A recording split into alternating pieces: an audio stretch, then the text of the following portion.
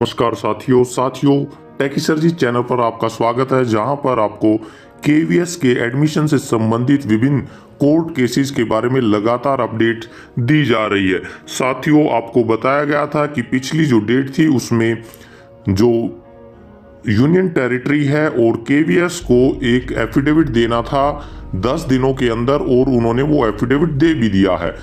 उसके बारे में भी मैं आपको बताऊंगा, लेकिन यहाँ पर काउंटर एक एफिडेविट दिया गया है, रीजॉइंडर दिया गया है।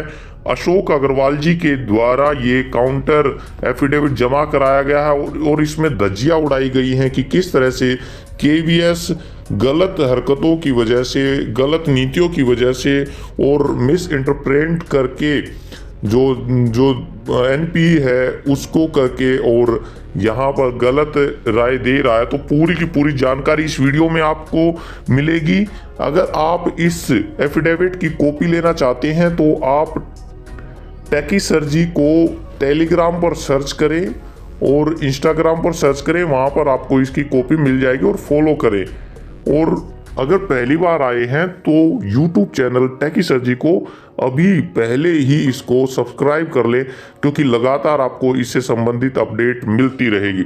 तो साथियों, ये आज का ही है, इसके लिंक्स आपको डिस्क्रिप्शन में मिल जाएंगे। आप ये बिल्कुल आज ही किया गया है और आप देख पा रहे हैं कि ये 3667 ये हमारा नंबर था। पवन कुमार जो कि आर्यन के फादर थे, उन्होंने डाला हुआ है। तो यहाँ पर लगभग 26 पेज है जो कि इसमें दिया है, और अशोक अग्रवाल जी लगातार इस मामले में सभी पेरेंट्स की मदद करते आ रहे हैं। तो यहाँ पर देखिए आप, रीजॉइंडर एफिडेविट है ये on the behalf of the petitioner, common counter affidavit दिया गया है यहाँ पर। और पवन कुमार ये सुल्तानपुर माजरा दिल्ली से हैं, तो इन्होंने पूरा का पूरा 1 to 1 उनके पैरेज के अनुसार दिया है। और सबसे बड़ी बात कही है कि 10 लाख के करीब यहाँ पर अभी तक फॉर्म मिल गए हैं और लगभग 1.1 लाख सीट्स केवीएस की अवेलेबल है। जी हाँ, लेकिन यहाँ पर एक बात और बताई है कि 10 लाख के करीब जो स्टूडेंट रह गए हैं, फॉर्म भरने से वंचित रह गए हैं, जिसकी एज थी 5 से 6 साल तक की। 5 से 6 साल तक की एज के जो बच्चे रह गए हैं उनका क्या होगा? ये न्यू एजुकेशन पॉलिसी का बिल्कुल भी गलत वो मतलब इसमें निकाला जा रहा है।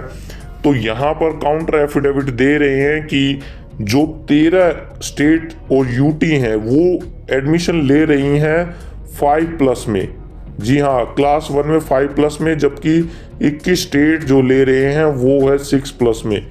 तो यहाँ पर एक मत्ता नहीं है, यूनिफॉर्मिटी नहीं है यहाँ पर कि 5+ में ली जाए या 6+ में ली जाए। इसलिए यहाँ पर पॉलिसी जरूर बननी चाहिए लॉ के द्वारा, ताकि एक यूनिफॉर्मिटी बन जाए। तो यहाँ पर इन्होंने बताया कि आंध्र प्रदेश और दिल्ली स्कूल एजुकेशन एक्ट 1973 में और आंध्र प्रदेश का 1982 में भी बिल्कुल साफ साफ बताया गया कि 5+ यहाँ पर एज होनी चाहिए। साथियों, कुछ पॉइंट रह सकते हैं, बट आप इनको आराम से टेलीग्राम चैनल से ले सकते हैं, इसलिए उसको सबसे पहले ज्वाइन जरूर कर लें और चैनल को भी सब्सक्राइब कर लें। अब यहाँ पर कुछ पॉइंट्स रह सकते हैं, इसलिए इसके लिए माफ़ी मांगूंगा मैं आपसे। तो यहाँ पर आपको अलग अलग पॉइंट्स बताए गए हैं 1 by 1, और ये कुछ आर्टिकल्स दिए गए हैं ताकि इनके जो बिहाफ पे एग्जाम्पल्स दिए गए हैं ताकि उसका आंसर दिया जा सके। अब यहाँ पर आप देखिए कि 6+ एज का बिल्कुल राइट टू एजुकेशन, और 5+ में जो 2009 का RT एक्ट है उसमें भी 5+ एज का ही बताया गया है बिल्कुल। और आर्टिकल 21A उसमें भी ये बताया गया। ये पूरा का पूरा गवर्नमेंट ऑफ NCT दिल्ली के द्वारा जो दिया गया है, यहाँ पर आप उसको देख सकते हैं। काफ़ी लंबा नोट है, आप इसको देख सकते हैं। गुजरात का भी यहाँ पर किया गया है 2 ईयर ऑफ KG, और काफ़ी इसमें डिटेल्स दी गई हैं। आप देखिए पूरा का पूरा आंध्र प्रदेश का, उत्तर प्रदेश का ये भी दिए गए हैं। इसमें काफ़ी लंबी वीडियो हो जाएगी, इसलिए मैं शॉर्ट में आपको दे रहा हूँ। 25 पेज हैं, तो 6 से 14 साल तक का इसमें दिया गया और इसको गलत तरीके से लिया गया। Minimum age of cut off date of admission. अब यहाँ पर देखिए कि 31 मार्च से पहले जो बच्चा होता है उसको प्री प्राइमरी में लिया जाता है, और 5 साल का अगर होते ही उसको फिर फर्स्ट क्लास में ले लिया जाता है। तो 31 मार्च तक तो वो उसमें रहेगा प्री प्राइमरी में, और 1 तारीख को आते ही वो 5 साल का हो जाता है तो उसको फर्स्ट क्लास में ले लिया जाता है। तो ये भी गलत बताया गया कि 6+ है इसमें। RT एक्ट 2009 में इस तरह से गलत उसको बताया गया है। यहाँ पर फिर से काउंटर ये बताया गया, ये पूरी की पूरी डिटेल NEP में क्या स्टेटमेंट दिया गया है, 2 से 3 का साल का स्मूथ ट्रांजैक्शन, ये सारा का सारा इन्होंने विद प्रूफ यहाँ पर दिया गया है। जो कुछ नोट्स गवर्नमेंट ऑफ इंडिया की तरफ से दिए गए हैं फेवर में कि 6+ होना चाहिए, वो भी यहाँ पर उन्होंने बताए गए हैं कि 2 से 3 साल का जो प्री प्राइमरी है वो किस तरह से होगा और फिर 6+ कैसे हो जाएगा। तो ये काफ़ी अहम इन्होंने बातें दी गई हैं ताकि 1 बाय 1 पॉलिसी को डिनाई किया जा सके, और जो गलतियां की जा रही हैं उसको उसके फेवर में यहाँ पे बताया जा रहा है कि कैसे गलतियां की गई हैं। काफ़ी बड़े नोट्स हैं इसमें, आप देख पा रहे हैं बिल्कुल। तो 1 बाय 1 यहाँ पर 5+ या 6+ कैसे होगा, किस तरह से होगा, ये जो अलग अलग स्टेट्स में है, यूनियन टेरिटरी में है, तो वो भी बिल्कुल गलत है। सभी में एक जैसा होना चाहिए। 2009 के अकॉर्डिंग होना चाहिए 6+, जो बिल्कुल क्लियर कहा गया है कि कहीं पे मेंशन नहीं है। NEP जो हमारी है 2009 की नेशनल एजुकेशन पॉलिसी 2020 में, या राइट टू एजुकेशन 2009 में, तो क्लियर उन्होंने कहा है, और लाखों बच्चे इससे प्रभावित हो रहे हैं। तो ये सारे के सारे गलत हैं, और काफ़ी पॉइंट वाइज इन्होंने पैरा 2 के अकॉर्डिंग, पैरा 1 के अकॉर्डिंग, जो कि उसमें एफिडेविट में दिए गए हैं उसके अकॉर्डिंग इन्होंने सभी का क्लियर जवाब दिया है। और अब इसमें देखते हैं कि कैसे यहाँ पे होगा, क्योंकि ये जो इस तरह की जो पॉलिसी बनाई गई है वो बिल्कुल अनजस्टिफाइड है, इरेशनल है, अनएथिकल है, और पब्लिक इंटरेस्ट में बिल्कुल भी नहीं है ये। हाँ साथियों, सबसे बड़ी बात है कि 3 साल की प्री प्राइमरी एजुकेशन स्ट्रक्चर का अभी तक कहीं पर हुआ ही नहीं है इंडिया के अंदर। तो 1 बाय 1 पूरे के पूरे एफिडेविट को आप देख सकते हैं। सबसे पहले आप ज्वाइन जरूर कर लें, चैनल को सब्सक्राइब सबसे पहले कर लें, क्योंकि अगली जो डेट है वो बिल्कुल नज़दीक आने वाली है और इस एफिडेविट का पूरा असर पड़ेगा। और यहाँ पर जो 6 साल की एज जो की गई है वो जरूर से जरूर वो हटेगी। 1 बाय 1 20 पैरेज पे हम आ गए हैं। सबसे बड़ी बात अब यहाँ पे गांगुली कमेटी के बारे में बताया गया है। पैरा दिल्ली हाई कोर्ट में अशोक अग्रवाल जी ने, जो अशोक गांगुली कमेटी है, एक्सपर्ट कमेटी थी, उन्होंने भी पूरा 21A को एग्जामिन किया है पूरा, और वहाँ पर भी 5+ है, ना कि 6+ है। दिल्ली हाई कोर्ट में भी इस तरह की दलीलें दी गई हैं NCT ऑफ दिल्ली गवर्नमेंट की तरफ से।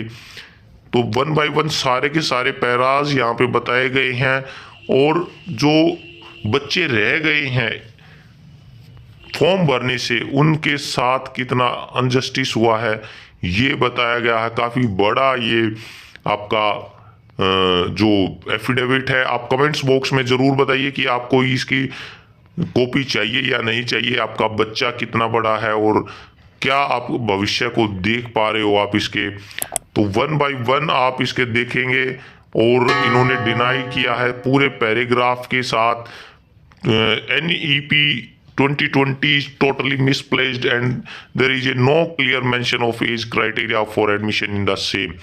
तो ये बिल्कुल इसको चैलेंज कर रहे हैं NEP को भी कि उसमें कहीं पे भी ये मेंशन नहीं किया गया है। और 1 बाय 1 पूरे के पूरे पॉइंट यहाँ पे 36 के करीब यहाँ पे पॉइंट है। अशोक गांगुली कमेटी के बारे में बार बार में आया है कि आर्टिकल 21A को इन्होंने पूरा अच्छी तरीके से देखा है और पैराग्राफ इन्होंने इसमें शो किए हैं। यहाँ पर आप देखिए कि that I am advised to say that content of para 11 of paragraph was reply are wrong and therefore denied।